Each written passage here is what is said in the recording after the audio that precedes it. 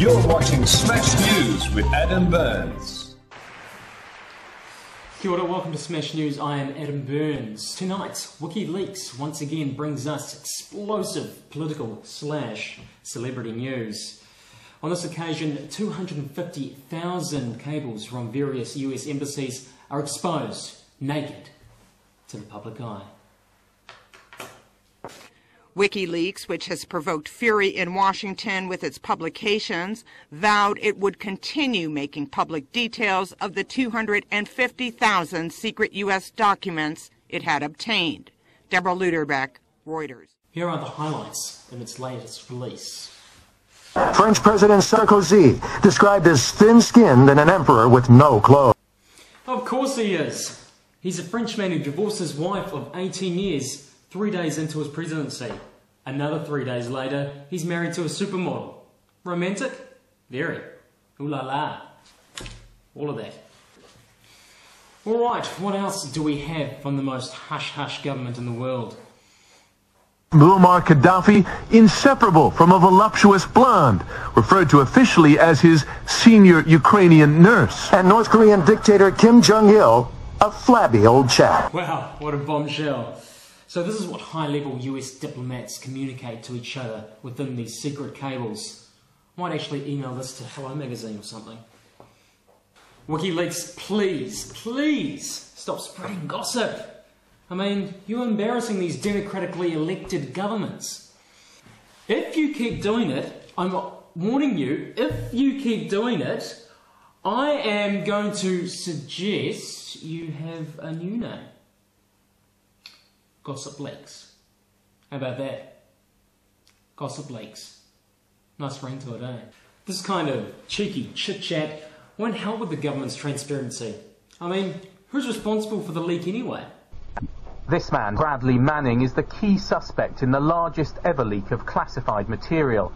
A 23-year-old soldier, he's said to be in solitary confinement after being arrested earlier this year. He joined the US Army after spending some of his teenage years with family in Wales. He appears to have become disaffected and isolated while working as an intelligence analyst in Baghdad. A patriotic US jarhead who wants to destroy his own country. Wonder how the American people are going to respond to that. You know, you keep hiding from shit in the world, and eventually the world comes to your front door. Nice. That's very nice. I heard an episode of Touched by an Angel. Yeah, I'm going to choose not to elaborate on that. In other news, people are angry that the RSA has decided to outsource the production of their very own poppies to an Australian company, whom will make them from China in 2012. They are angry because some of these grandpas fought against the Chinese in the Korean War. Folks, calm down, calm down. We only have a few Chinese-made products here, okay? But we still have a lot of things that are not made in China. We had Kiwi Rail. Not really. Kiwi Rail's got the present that every young boy used to ask for at Christmas, a brand new train set. The first of 20 Chinese-built locomotives was rolled out at Hamilton. Buses. Multi-Russian dolls. No.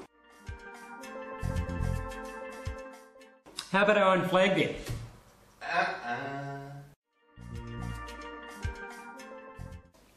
If you are comfortable wearing Chinese-made undies or Chinese-made condoms, you should be comfortable wearing Chinese-made poppies.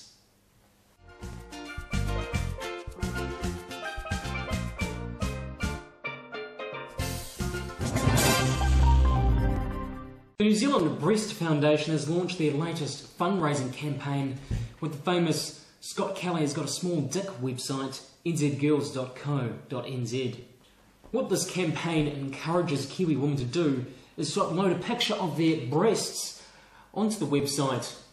I'm sure all the ladies of New Zealand would love to see a wide selection of boobies. Apparently these tits are so lovely that the website crashed in the first 20 hours. Actually, I tried. They must have copped this particular idea from Nuts magazine, who've been promoting women's health and well-being since 2005. And what an idea it is. Free porn, fundraiser, yeah. The New Zealand Breast Foundation, here's a tip, okay? The next time Mr. Steve Crow, aka Aotearoa's #1 family man, sends love your way, accept it.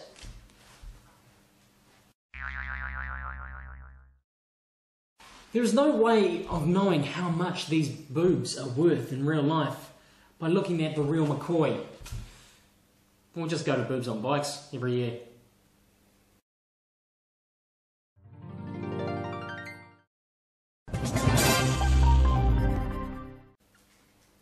Coming up, we have news about a sex offender and the Pope, and also Paul Henry. Oh, God, that sounds like a great lineup.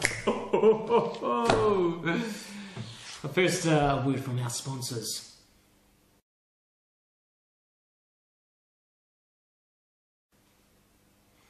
Yeah, we don't have any commercials to run, so let's get straight back into it. A high-risk convicted sex offender was allegedly found in bed with a missing underage girl when he was supposed to be under round-the-clock watch in Porirua. You know, if we were in Italy, you know, hypothetically, you know what would happen? He'd be made PM. Yes, Italian Premier Silvio Berlusconi, I love saying that, Berlusconi, yes, has got in hot water again after the media reported that he partied hard, and then got freaky with an underage Moroccan dancer. A nightclub dancer who goes by the name of Ruby Heartstealer.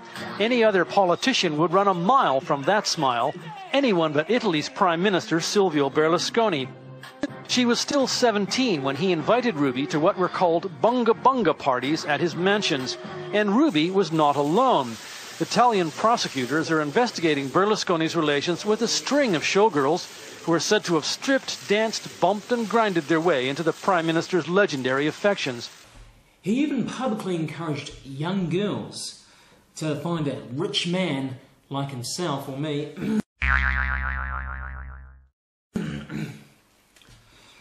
because they would offer more security in life.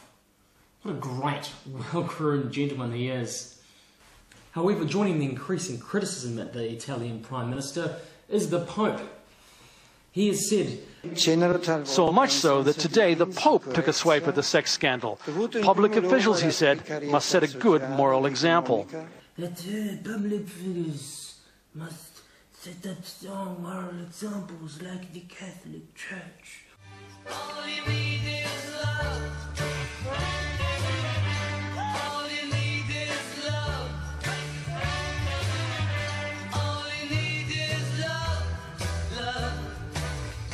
Love is all you need. Since last year, Koro Pope hasn't stopped commenting on sex in popular culture. From encouraging a woman with HIV to use condoms, to attacking the sex education taught in European countries for being too liberal and restricting people's religious freedoms. Come on, Pope, you're hardly a sex expert, you're not exactly Ron Jeremy, are you?